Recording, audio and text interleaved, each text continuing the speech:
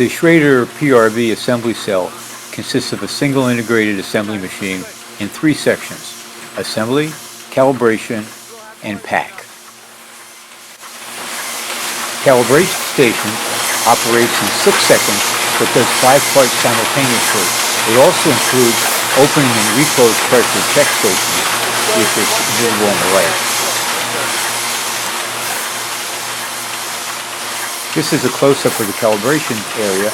Notice that the parts are done simultaneously. Finally, the automated pack station puts completed and accepted parts that have been checked in the shipping containers, the shipping tubes.